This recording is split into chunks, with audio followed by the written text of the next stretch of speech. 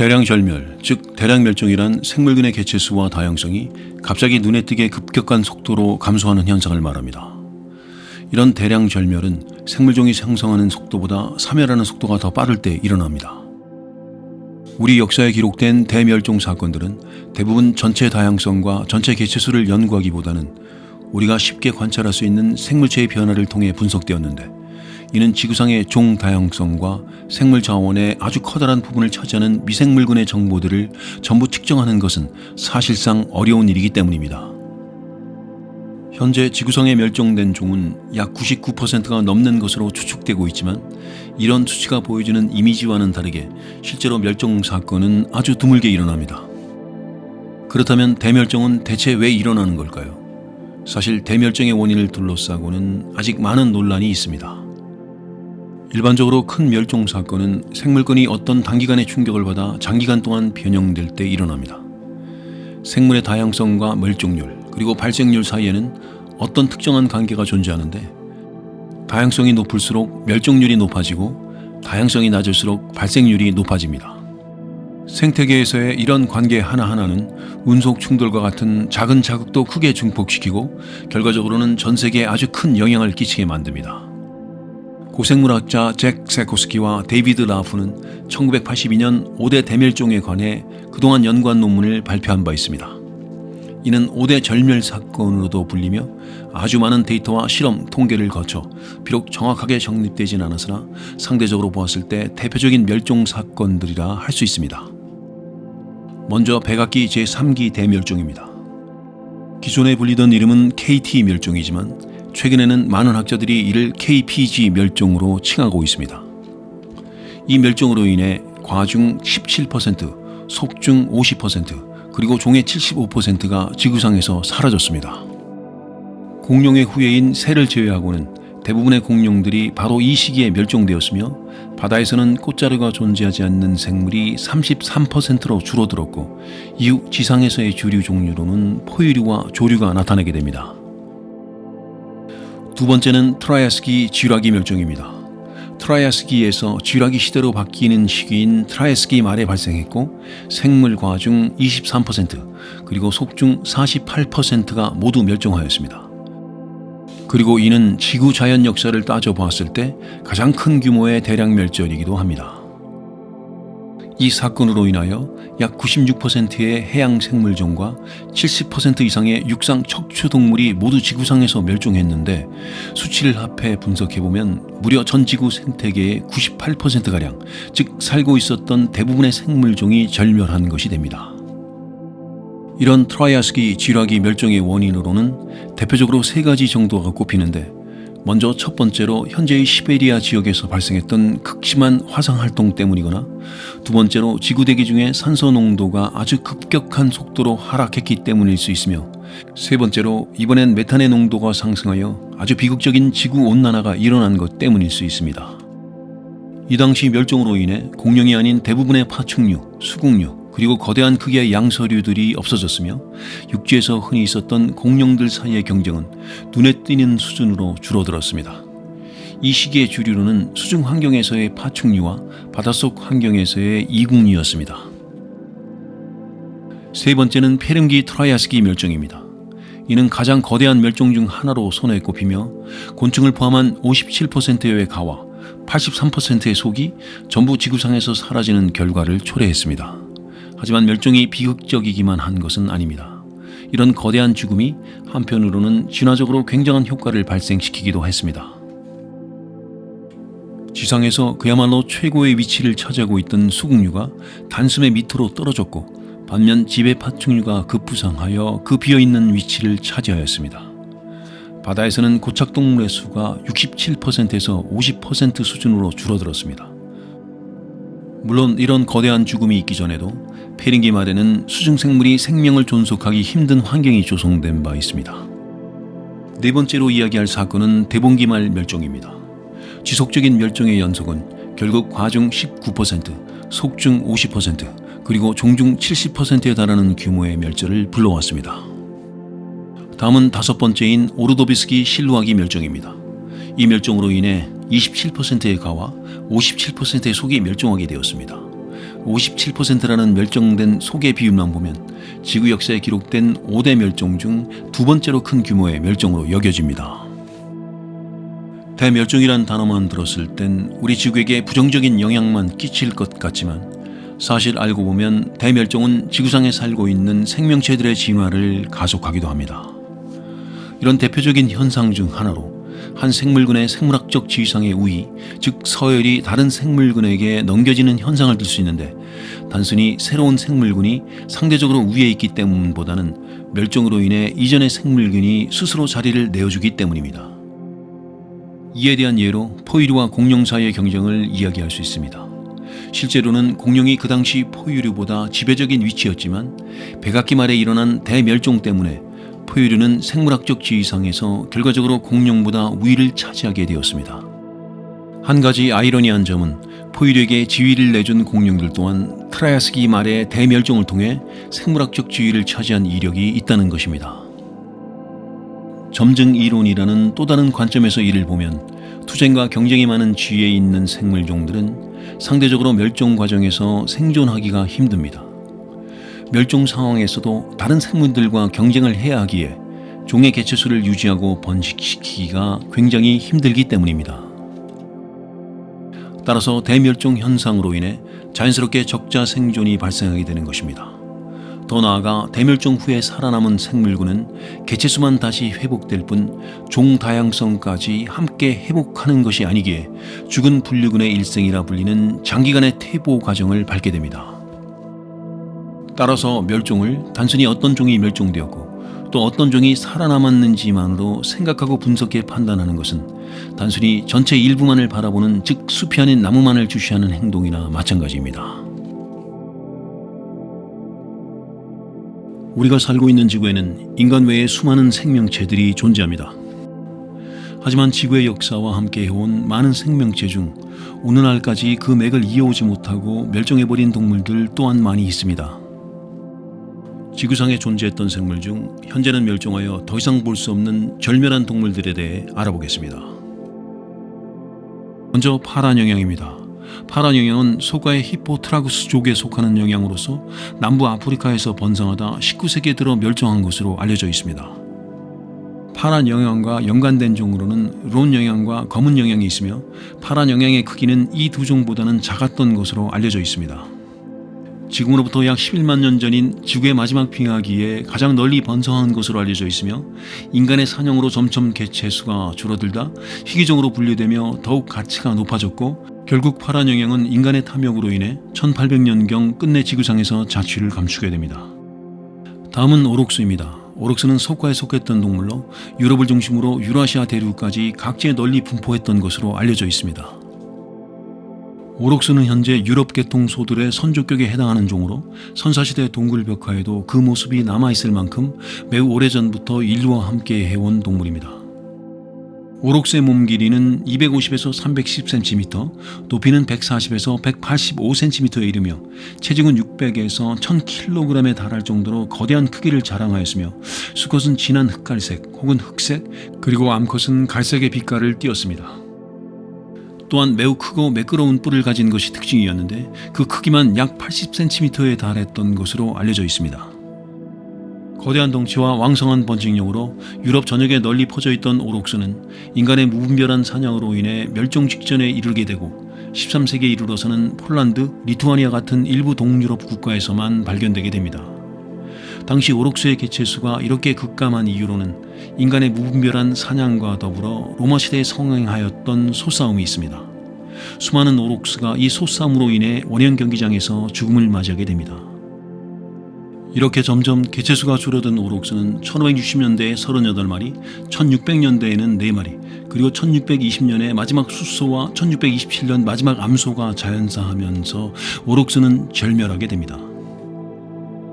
다음은 부발 하테비스트입니다. 부발 하테비스트는 하테비스트과에 속하는 종으로서 개체군은 총 4개 그룹으로 나누어져 있습니다.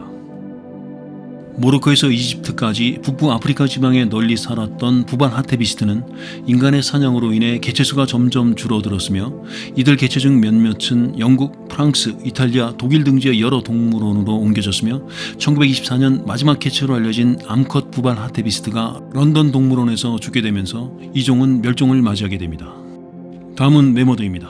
매머드는 포유류 장비목에 속하는 동물로 수많은 영화와 소설에 자주 소개된 개체로 우리에게도 친숙한 종입니다.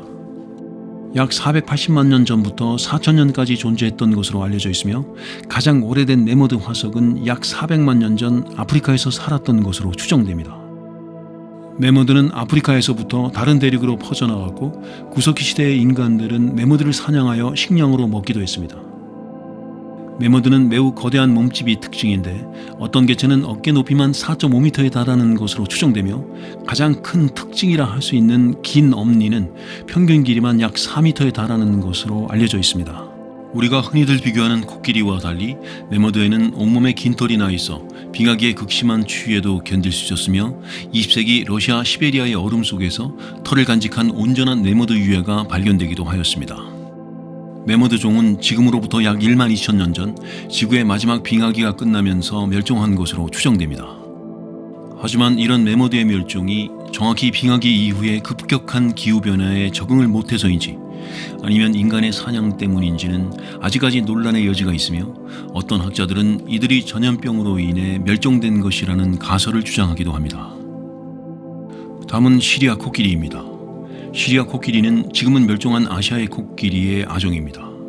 여기서 아종이란 생물 분류학상 한 종의 하위 단계로 장래의 별개의 종으로 분화될 가능성이 있는 종을 아종이라 부릅니다. 터키, 이라크, 시리아 등지에서 유해가 발견된 것으로 미루어 보았을 때 서아시아에서 살았을 것으로 추정되며 여러 아시아 코끼리의 아종 중에는 가장 몸집이 컸던 것으로 추정됩니다. 다음은 중국 코끼리입니다. 중국 코끼리는 시리아 코끼리와 같은 아시아 코끼리의 아종으로 중국 중부와 남부지방에서 서식했던 것으로 추정되며 최북단 서식지는 중국의 허난성 안양시 일대였습니다. 아시아 코끼리의 또 다른 아종인 인도 코끼리와는 구분되는 독특한 상하 구조를 가지고 있는 중국 코끼리는 기원전 14세기경 멸종한 것으로 추정되고 있습니다.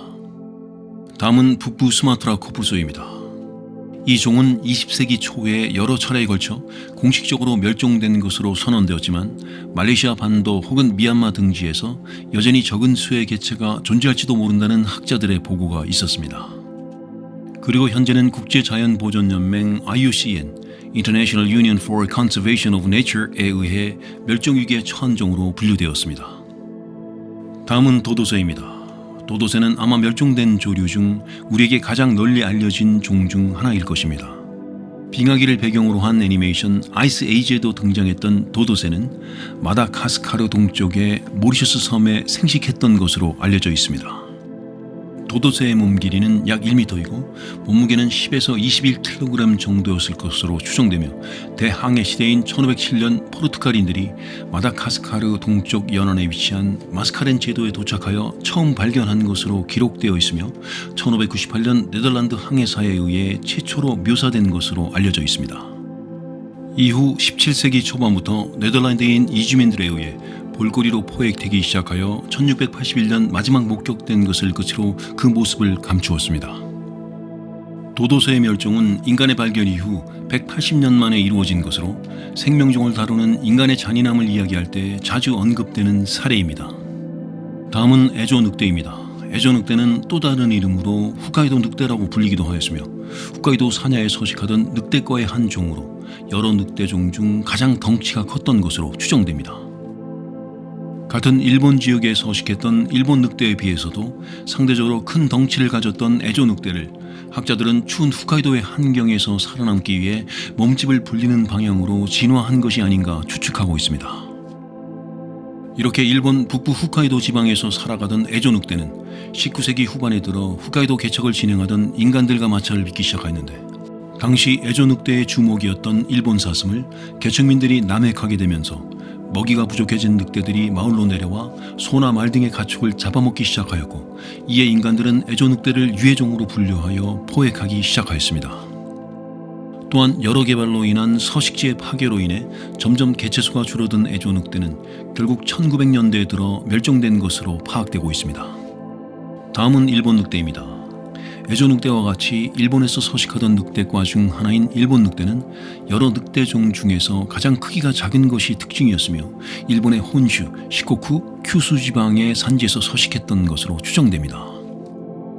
과거 일본 문화에서는 농사를 망치는 사슴이나 너구리, 멧돼지 등을 잡아먹는 늑대를 신격화하여 섬겼으나 서양의 사상이 일본에 들어오기 시작하면서 늑대는 해로운 동물로 인식되기 시작하였고 남에게 해수가 잦아지고 서식지가 파괴되며 1905년 나라현에서 잡힌 수컷 한 마디를 끝으로 일본 늑대는 멸종됩니다. 다음은 포클랜드 늑대입니다. 포클랜드 늑대는 남대서양에 위치하여 영국의 시료 지배를 받은 군도인 포클랜드 제도에서 서식하던 늑대종으로 이들은 주로 혼자 살면서 포클랜드 제도에 번식하던 펭귄이나 바다표범의 새끼 등을 잡아먹었던 것으로 알려져 있습니다. 포클랜드 섬은 생물학적으로 매우 독특한 특징을 가지고 있는 곳인데 섬 전체의 생명체 중 포유동물은 포클랜드 늑대 하나밖에 없다는 것이 그것이며 찰스 다윈의 저서에 따르면 쥐나 박쥐 같은 그 흔한 소형 포유류도 존재하지 않았던 것으로 알려져 있습니다. 포클랜드 늑대를 연구하던 과학자들은 초창기 원주민에 의해 들여온 객과 동물로 추정하였으나 최근 밝혀진 연구 결과에 따르면 그보다 훨씬 이전인 약 7만 년 전 육로를 통해 섬으로 들어온 것으로 추정하고 있습니다. 하지만 이러한 가설은 포클랜드 제도에 존재하는 포유류가 포클랜드 늑대 하나뿐이라는 이유를 밝히지는 못하고 있어 아직까지 여러 의문이 존재하고 있습니다. 그렇게 포클랜드 섬에 번식하던 포클랜드 늑대는 1876년에 들어 이 섬을 침략한 영국인들에 의해 무분별한 남획을 당하였고 그로 인해 이 종은 멸종되어 역사 속으로 사라지고 맙니다. 다음은 큰뿔사슴입니다. 큰뿔사슴은 사슴과 큰뿔사슴 속에 속하는 동물로 생물 진화 역사에서 가장 덩치가 컸던 사슴으로 기록되어 있습니다. 지금부터 약 12만 6천 년 전인 프라이스토세 후기에 유라시아 대륙 전역에 고루 퍼져 살았던 것으로 추정되며 현재 화석이 발견되는 지역은 러시아 시베리아 남쪽에 있는 바이칼 호수부터 유럽의 아일랜드까지 그 범위가 매우 넓습니다. 큰뿔 사슴은 어깨까지의 높이가 무려 2.1m에 달하고 매우 거대한 뿔을 가지고 있는 것이 특징인데 뿔끝 사이의 거리가 3.65m까지 달하는 개체도 있었으며 뿔의 무게만 약 40kg에 달했던 것으로 알려져 있습니다. 이 큰 뿔 사슴의 전체 몸무게는 무려 540kg에서 600kg까지 나갔을 것으로 추정되며 큰 것의 경우는 700kg까지 나갔던 것으로 여겨집니다. 큰 뿔 사슴을 연구하는 학자들에 따르면 이들의 멸종은 지질학적으로 보았을 때 매우 최근에 일어났을 것으로 보이는데 발견된 화석 가운데 7700년 전 무렵에까지 살았을 것으로 추정되기 때문입니다. 하지만 큰 뿔 사슴이 정확히 어떤 이유로 멸종하였는지는 아직 연구가 더 필요해 보입니다. 다음은 숀부르크 사슴입니다. 숀부르크 사슴은 사슴과에 속하는 종으로 태국에서 주로 서식하였습니다. 숀부르크라는 이름은 1857년부터 1864년까지 태국 방콕의 영국 영사로 근무하던 로버트 숀부르크의 이름을 가져와 명명되었습니다. 숀부르크 사슴은 매우 아름다운 뿔을 가지고 있는 것이 특징이었고 몸 길이는 평균 180cm이고 어깨 너비는 평균 104cm이며 약 100에서 120kg의 무게를 가졌습니다. 숀부르크 사슴의 아름다운 뿔은 결국 이들을 멸종에 이르게 하는 원인이 되고 마는데 인간들은 이들의 뿔을 장식용으로 쓸 뿐 아니라 약효가 뛰어나다는 소문이 퍼지게 되면서 더욱 무자비한 사냥을 이어나갔고 결국 1932년 야생에서 살아있던 마지막 야생 숀부르크 사슴이 죽게 되었고 한 사원에서 사육되던 마지막 숀부르크 사슴마저도 1938년 많지 않은 지역 주민이 쏜 총에 어이없게 죽음을 당하면서 그렇게 이 종은 멸종을 맞이하게 됩니다.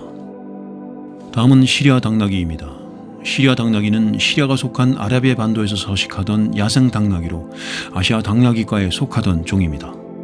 시리아 외에도 이스라엘, 팔레스타인, 요르단, 이란 등 여러 국가에 걸쳐 넓은 서식지를 가지고 있었으나 18세기와 19세기에 들어 인간의 무분별한 사냥이 시작되면서 그 개체는 급격하게 줄기 시작했고 1927년 마지막 남은 개체가 요르단과 비엔나에서 각각 사망하면서 이 종은 멸종을 맞이하게 됩니다. 다음은 콰가입니다. 콰가는 사나바 얼룩말의 아종으로 남아프리카 초원에서 서식하였습니다. 콰가는 몸의 반쪽만 줄무늬가 있는 독특한 외모가 특징이었으며 울음소리가 콰 하고 들린다고 하여 콰가라는 이름이 붙여졌습니다.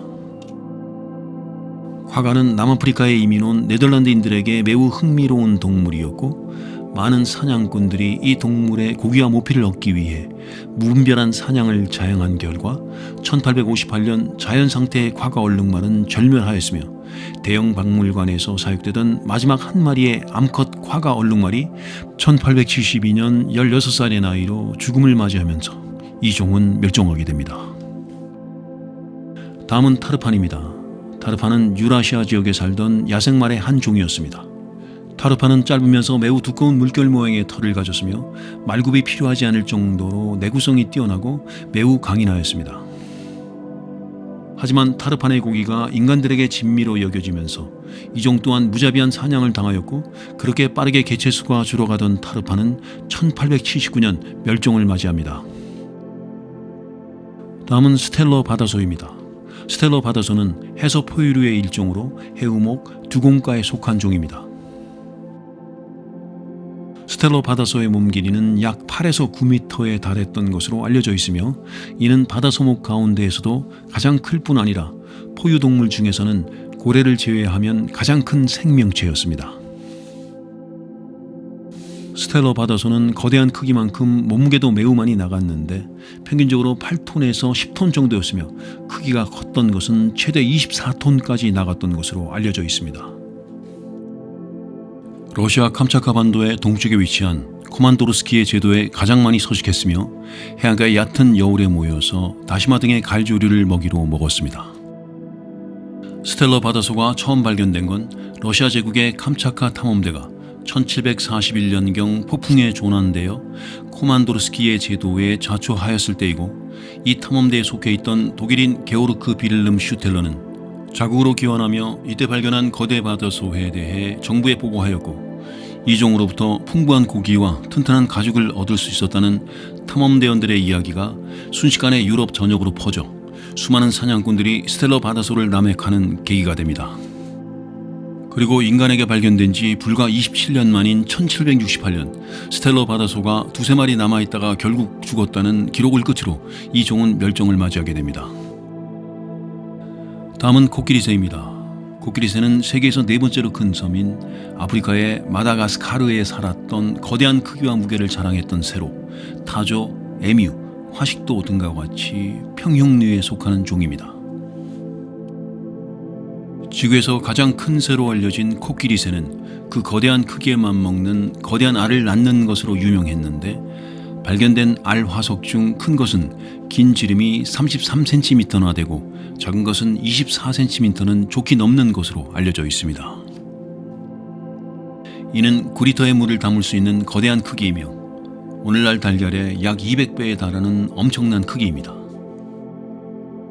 마다가스카르에서 서식하던 코끼리새는 16세기 인간이 정착하기 시작하며 이들과의 생존 경쟁에 밀려 점점 개체수가 줄어들기 시작하였으며 결국은 인간의 무분별한 사냥으로 인해 지구상에서 자취를 감추게 됩니다. 다음은 독도강치입니다. 독도강치는 우리나라 동해 연안에 주로 서식하던 바다 사자 속의 해양 포유류로 한반도 동해안 지역과 일본 열도 해안가에서 주로 서식하였습니다. 수컷은 어두운 회색의 털가죽과 450에서 560kg에 달하는 무게를 가졌고 2.3에서 2.5m에 달하는 몸 길이를 자랑하였으며 암컷은 수컷에 비해 밝은색의 털가죽과 평균 1.6m의 몸 길이를 가졌습니다. 옛 한국어 기록에 따르면 이들은 동해뿐 아니라 발해와 항해 지역에도 서식했던 것으로 알려져 있으나 일제강점기에 들어 일본의 고기잡이 회사가 이들의 가죽을 얻기 위해 무분별한 사냥을 하기 시작하였고 이 시기를 기점으로 독도강치의 개체수가 급격히 줄어들게 된 것으로 파악되고 있습니다. 1900년 초 일본의 상업적 어획 기록을 살펴보면 19세기에서 20세기로 넘어가는 전환기에 포획된 강치의 수가 약 3200마리를 넘어갔던 것에 비해 불과 15년 뒤인 1915년에는 포획량이 300마리로 급격하게 낮아졌으며 1930년대에 들어서는 수십 마리 수준으로 급감하며 본격적인 남획이 시작된 지 불과 30년 만에 포획량이 100분의 1 아래로 떨어지게 됩니다. 다음은 공포새입니다. 영어로 terrorbir드라고 불리는 공포새는 지금으로부터 6,200만 년 전에서 200만 년 전 신생대 시대까지 서식했던 종으로 거대한 크기에 날지 못하는 육식성 새입니다. 이들은 주로 남아메리카 대륙에서 서식하였는데 학자들의 연구에 따르면 공포새가 처음부터 거대한 크기를 가졌던 것은 아니고 그들이 서식하던 생태계에서 이들에 마땅한 천적이 없어 최상위 포식자 역할을 수행하게 되면서 점차 크기가 커지게 되었습니다. 공포새는 타조처럼 가늘고 긴 목과 다리를 가졌으며 다른 조류들에 비해 상당히 거대한 부리와 머리 크기를 자랑하였습니다. 이들의 거대한 부리는 매우 유용한 사냥 도구였고 학자들은 이들이 파충류뿐 아니라 중대형 크기의 포유류까지 사냥했을 것으로 추정하고 있습니다. 그렇게 번성하던 공포새는 오늘날 호랑이와 비슷한 검치호 등의 포식자들과 생존 경쟁을 벌이기 시작하였고 이 포식자들이 공포새의 알을 주로 공격하기 시작하면서 개체수가 점점 줄어들기 시작하였고 결국 멸종에 이른 것으로 추정됩니다. 다음은 샤르데나 우는 토끼입니다. 샤르데나 우는 토끼는 지중해 우는 토끼과에 속한 토끼과의 일종으로서 이탈리아의 섬인 샤르데나주에 주로 서식했던 것으로 알려져 있습니다. 다른 우는 토끼종들이 약 11에서 19cm의 크기를 가졌던 것에 비하면 샤르데나 우는 토끼는 평균 몸 길이가 20에서 25cm 정도로 여전히 작은 크기이기는 하나 같은 종에서는 상대적으로 큰 크기를 가졌습니다. 이 종의 멸종 또한 다른 종들과 마찬가지로 인간에 의해 이루어집니다. 기원전 7500에서 6900년 샤르데나 섬으로 인간이 들어와 거주하기 시작하였고 이때 인간들은 개와 붉은 여우를 함께 들여오게 됩니다. 그리고 이는 이전까지 샤르데나 섬에서 상위 포식자들과 생태계의 균형을 유지하며 서식하던 샤르데나 우는 토끼에게 매우 큰 위협으로 다가왔는데 개와 붉은 여우같이 강력한 육상 포식자들을 상대한 적이 없던 이 종은 결국 점점 개체수가 줄어들기 시작하였고 18세기 말에서 19세기 초에 멸종을 맞이하게 됩니다. 다음은 돼지발 반디쿠트입니다. 돼지발 반디쿠트는 포유류의 한 종류인 육상성 유대류의 일종으로서 주로 오스트레일리아 남부와 중부 등에서 서식하였으며 사막의 모래 언덕부터 수풀이 우거진 평원 그리고 수목이 우거진 삼림지대까지 환경을 가리지 않고 어느 곳에든 잘 적응하고 서식하였습니다. 몸 길이는 고작 23에서 26cm에 불과하였으며 매우 가늘고 긴 다리가 특징이었습니다. 이들은 앞서 소개한 샤르데나 우는 토끼와 마찬가지로 인간이 이주해 오면서 함께 데려온 동물들에 의해 멸종하게 되는데 그 예로 여우가 그들의 새로운 포식자가 되면서 급격히 개체수가 줄어들었고 결국 지구상에서 그 모습을 감추게 되었습니다. 다음은 원앙사촌입니다. 원앙사촌은 오리과의 새로서 러시아 동부 지역과 한반도에 서식하는 것으로 알려진 새입니다. 현재 멸종된 종으로 분류되지는 않고 멸종위기, 그 중에서도 위급종으로 분류가 되어 있지만 이들이 마지막으로 관찰된 시기는 1985년이며 사실상 멸종된 종으로 여겨지고 있습니다. 다음은 까치오리입니다. 까치오리는 오리과 원앙 속에 속하는 종으로서 현재는 멸종된 새입니다. 이 종은 사람의 접근을 극도로 경계하였기 때문에 현재 이들의 생태에 관한 정보는 거의 알려진 바가 없으며 19세기에 들어 미국 뉴욕주의 맨해튼과 롱아일랜드 지역에 급격히 수요가 증가하던 시기가 있었는데 오히려 이 점이 인간의 사냥을 부추기는 꼴이 되어버렸고 결국 1900년대에 들어 멸종하게 되었습니다. 다음은 태즈메이니아 주머니 늑대입니다. 태즈메이니아 주머니 늑대는 오스트레일리아에 위치한 태즈메이니아 섬에서 서식했던 육식 유대류로서 이들의 등 부분에는 호랑이를 연상케 하는 줄무늬가 있었고 그렇기에 일부 사람들은 이들을 태즈메이니아 호랑이라고 부르기도 하였습니다. 대항해 시대를 거쳐 유럽에서 유입된 이주민들이 정착하게 되면서 이 종은 인간의 가축을 해치는 유해동물로 여겨졌고 대량 학살을 당하기 시작합니다. 그렇게 개체수가 급격하게 줄어들던 태즈메이니아 주머니 늑대는 1930년 마지막 야생 개체가 사살되었고 런던 동물원에서 길러지던 개체가 죽게 되면서 멸종으로 여겨지던 차에 1933년 야생 암컷 주머니 늑대가 한 번 더 포획되면서 호주의 호바트 벤저민 동물원으로 옮겨지게 됩니다.